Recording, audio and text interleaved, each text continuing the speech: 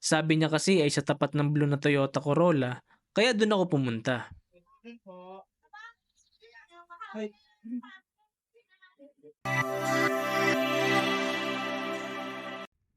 Ibang usapan na talaga kapag may responsibilidad ka na, lalo na kung pamilyado na. Gagawin mo talaga lahat ng kaya mo mabigay lang at masuportahan ang pangangailangan nila. Pero bago pa ako maiyak ay simulan na natin ang biyahe.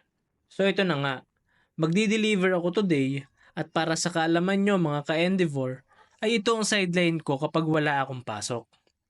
Pero balik muna tayo kasi nakalimutan ko ang salamin ko. Sa Facebook nga pala ako kumukuha ng customer at kliyente sa pamamagitan ng pagpo-post sa mga page na tumatanggap ng rider na kagaya ko.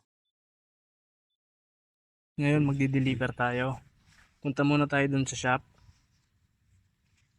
So, hindi natin alam kung saan yung lugar. So, mamaya i-google map na lang natin kung saan yung delivery address. Ito muna tayo sa flower shop.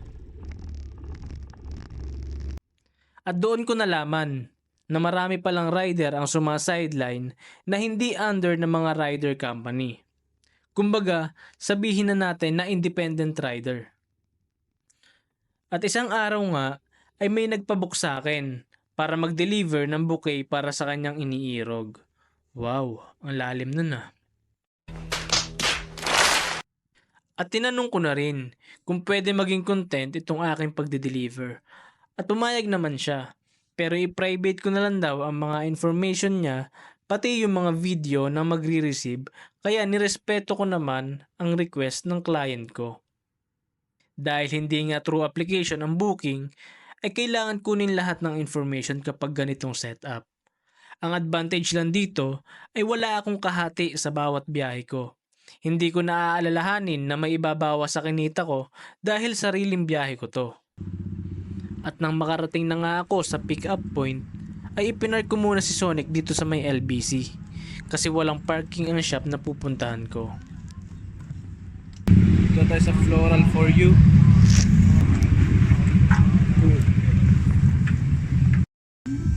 Ayun, dito na tayo sa shop. Hinihintay ko na lang yung confirmation ng ating client para dun sa bouquet na o-orderin niya. Though ibinigay na sa atin yung order, pero syempre baka mamaya nagbago pa yung isip, so i-confirm ulit natin.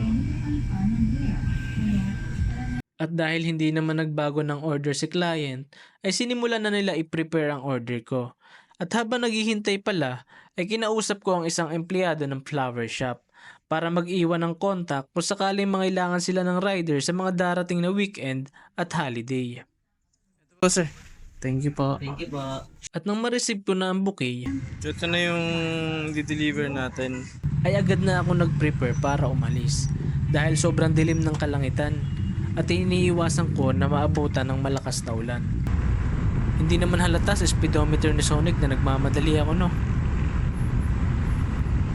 At nang malapit na nga ako sa landmark na binigay ni client, tawagan na natin yung ating contact dito na magre-receive ng ating regalo. So ito na yung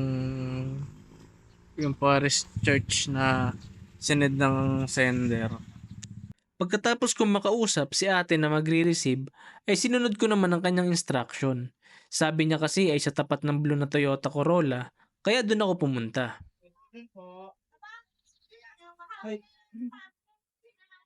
Kaya nga ikaw alam kung magaling ang tsamba mo, malakas eh.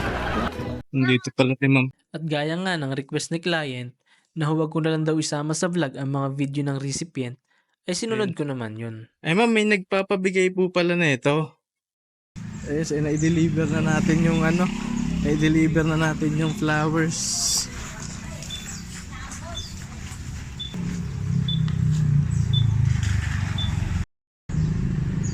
So yun guys, na-deliver naman natin ng maayos yung bouquet ni Madam. Kahit medyo nahirapan tayo para malocate yung location niya kasi nasa loob pala siya ng Espinita.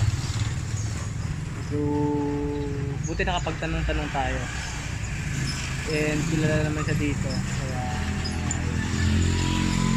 surprise natin si Madam.